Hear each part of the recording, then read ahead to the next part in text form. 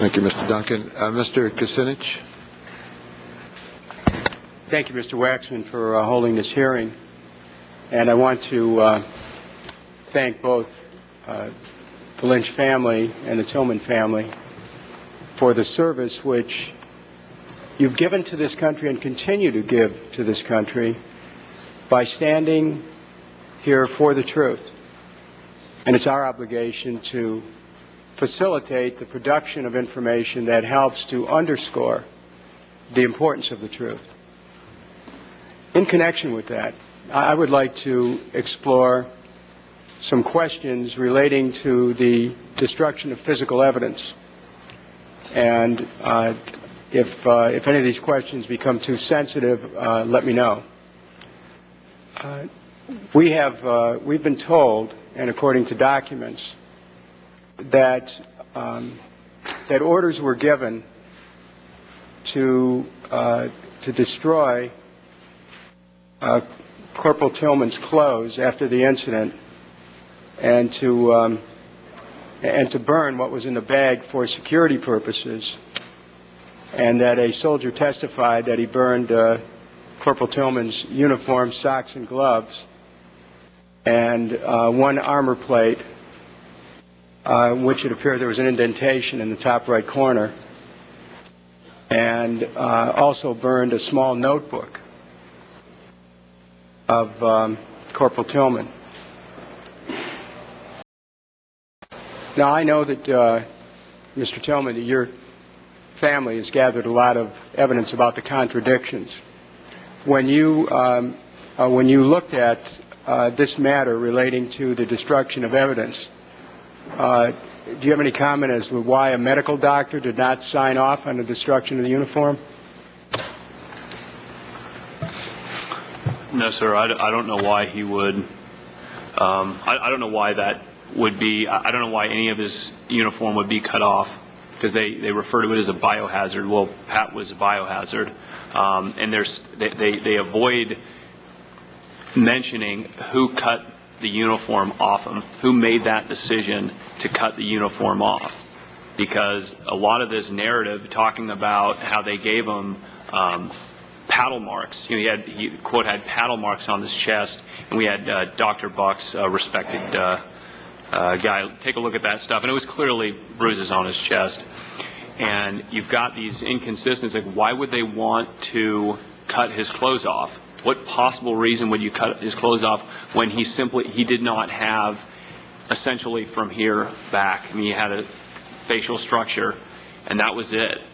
And he got there at 90 minutes after the firefight, and Pat was gone. And they tampered with his body. They cut his clothes off. They said that they tried to save him.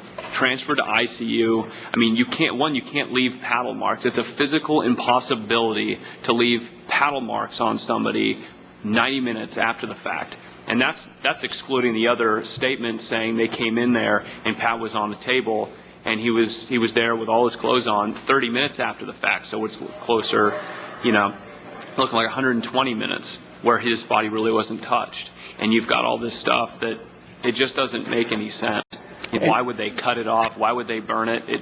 A medical doctor would allow a bunch of sergeants to roll into his domain and have people taking his stuff off and burning it. And some of the emails are really strange, like quietly burning it, no one's watching, people looking behind their back. It's real weird. I mean, you've got the same stuff we have, but you had talked about the extent of your brother's injuries, and when you were told that CPR was attempted, understanding the extent of your brother's injuries, what did you think about that? Well, at the time, we didn't get the. After the fact, we all received. We didn't know it was CPR. We didn't know they tried to perform CPR. Well, okay, let me explain. We got the autopsy. It's on. Could you speak closer to the mic, please? We received the autopsy about 5 months after Pat was killed, and on the autopsy it said that there were these 3.5 by 3/4 inch marks on his chest that were consistent with an attempt at defibrillation. And I thought that was bizarre because autopsy also said that Pat had no brain due to trauma. So it perplexed us that they would try to resuscitate a man who had no brain. And I was under the impression that he had died and they deemed him dead immediately. So how could he even have paddle marks if he was received so late?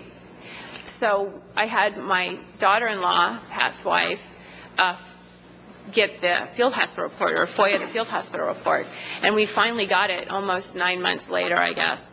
And I was absolutely shocked because the field hospital report doesn't say anything about defibrillation. It says CPR performed, transfer to ICU for continued CPR. And that was extremely strange because Pat was dead for 90 minutes before he got to the field hospital, and he essentially had no head. Okay, thank you, Mr. Chairman. I know my time for a question has expired. I just want to say to the chair that it appears that there was an elaborate effort here to conceal the circumstances of Corporal Tillman's death, and the evidence that's being presented here seems to confirm that. And, of course, the destruction of his notebook is something that I think this committee